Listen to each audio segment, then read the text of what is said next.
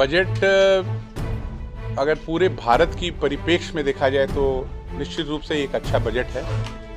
हमेशा बात कही कि झारखंड ही ऐसा प्रदेश है जो सबसे अधिक यहाँ पर संभावनाएं हैं जिसमें अप्रत्यक्ष रूप से झारखंड को भी लाभ मिलेगा और ऐसी चीजें पूरे देश के लिए हैं और हम उनका और खासकर एक डाटा कलेक्शन डाटा सेंटर के निर्माण में जो टैक्स की हॉलिडे है, इससे हमें लगता है कि हमारा राज्य सबसे अधिक इसका फायदा उठा सकेगा।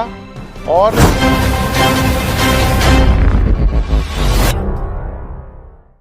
बजट अगर पूरे भारत की परिप्रेक्ष्य में देखा जाए तो निश्चित रूप से एक अच्छा बजट है। झारखंड क्षेत्र की फिर से उपेक्षा नजर आई। हमारी बहुत सारी मांगे और जिस तरह हमारे माननीय प्रधानमंत्री जी ने कहा था कि विकसित भारत 2047 में पूर्ववर्ती राज्यों का अधिक से अधिक श्रेय रहेगा क्योंकि ग्रोथ इंजन के रूप में, और हम लोग ने ये हमेशा बात कही कि झारखंड ही ऐसा प्रदेश है जो सबसे अधिक यहाँ पर संभावनाएं हैं इसकी दर को बढ़ाने के लिए। लेकिन इस बजट में झारखंड के लिए हमें कोई विशेष देखने को नहीं मिला। हालांकि बहुत सारे ऐसे ऐलान हैं जिसमें अप्रत्यक्ष रूप से झारखंड को भी लाभ मिलेगा और ऐसी चीज़ें पूरे देश के लिए हैं और हम उनका स्वागत करते हैं। और खासकर एक डाटा कलेक्शन डाटा सेंटर के निर्माण में जो टैक्स की हॉलिडे है, इससे हमें लगता है कि हमारा राज्य सबसे अधिक इसका फ़ायदा उठा सकेगा। और ऐसे बहुत सारे इश्यूज़ हैं जिसमें हमारे राज्य को भी बेनिफिट मिलेगा। लेकिन विशेष रूप से हम लोग ने एक और मांग की थी कि महुआ बोर्ड की स्थापना हो। इस बजट में हमने देखा कि किस तरह से नारियल बोर्ड, आपके काजू बोर्ड, बादाम बोर्ड, पाइन नट्स, ऐसे बहुत सारे विषयों पे बोर्ड की स्थापना हुई है। लेकिन महुआ बोर्ड हम लोग को हमारी मांग थी, वो हमें देखने को नहीं मिला। और खनन से जुड़ी अब जो है मिनरल्स जो है वो पहले की अपेक्षा और महंगी होंगी, तो हमें लगता है कि अगर रॉयल्टी के तर्ज पे हमारे प्रदेश को अधिक पैसा मिल पाएगा तो वो एक स्वागत का विषय होगा। और इंडस्ट्रियल कॉरिडोर की जो बात हो रही है और दुर्गापुर में जिस तरह का विकास हो रहा है उसका लाभ अगर अप्रत्यक्ष रूप से झारखंड को मिल पाएगा तो बहुत स्वागत का विषय होगा। बुद्ध सर्किट में भी पूर्ववर्ती राज्यों को विशेष उसमें पर्यटन में जो इन्वेस्टमेंट्स है उसका लाभ अगर हमारे झारखंड को मिल पाएगा तो, क्योंकि हमारे झारखंड में भी जैन समुदाय और इनके बहुत सारे यहाँ पर पर्यटन स्थल आगे विकसित किए जा सकते हैं। न्यूक्लियर पावर को अगर हम लोग देखें तो उसमें भी जो सरकार ने इस बार जो अनाउंसमेंट किया है कि उसमें भी कुछ बढ़त होने का है, हमारे राज्य को भी इसका फ़ायदा मिल सकता है।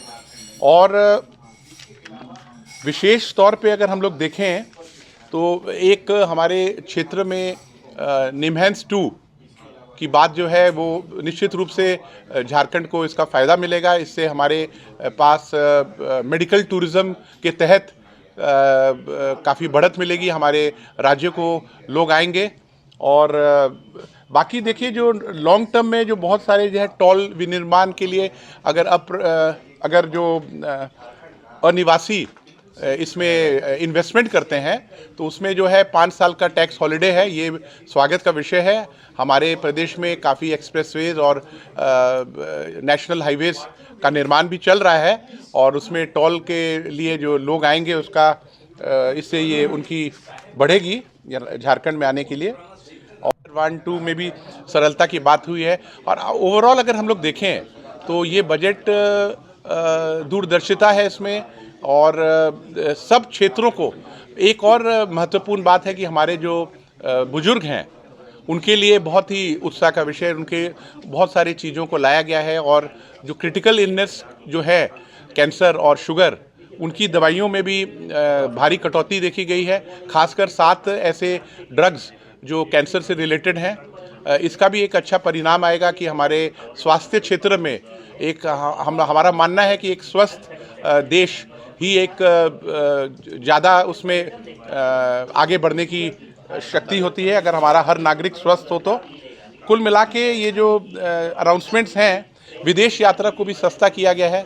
विदेश यात्रा करने से भी इस सेक्टर को जो है ये मिलेगा, एक बूस्ट मिलेगा।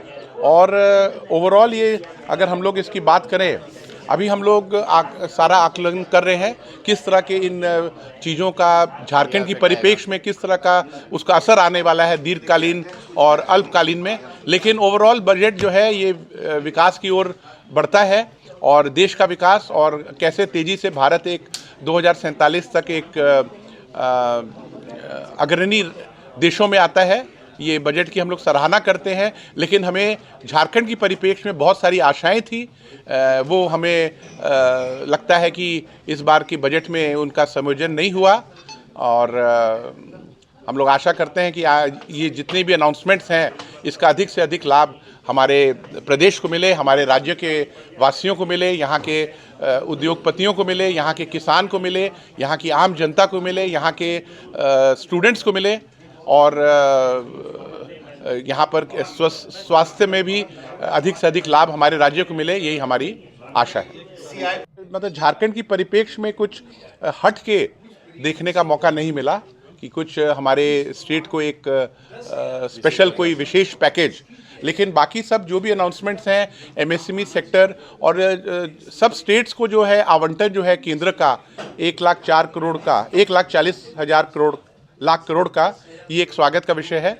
हमें लगता है कि हमारे राज्य को भी इसमें एक अच्छा शेयर मिलेगा। और बाकी सब जो अनाउंसमेंट्स हैं ये विकास को आज के अगर ये कदम उठाए जाते हैं तो आने वाले दिनों में निश्चित रूप से हमारी अर्थव्यवस्था और मजबूत होती है, बड़ी होती है और एक्सपोर्ट को भी एक मोमेंटम मिलता है इस बजट से।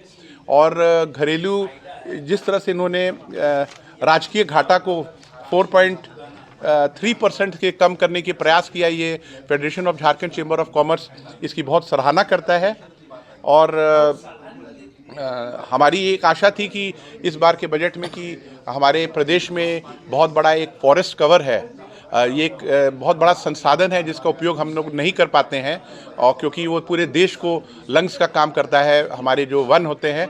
इसकी एवज में हम लोग ने एक कॉम्पनसेशन फंड की डिमांड की थी सेंटर से, वो हमें इस बार देखने को नहीं मिला।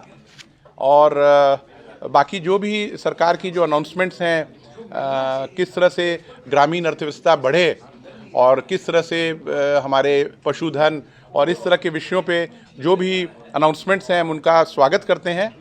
हाई डेंसिटी कल्टीवेशन के ऊपर भी जो है हमारे प्रदेश में अपार संभावनाएं हैं।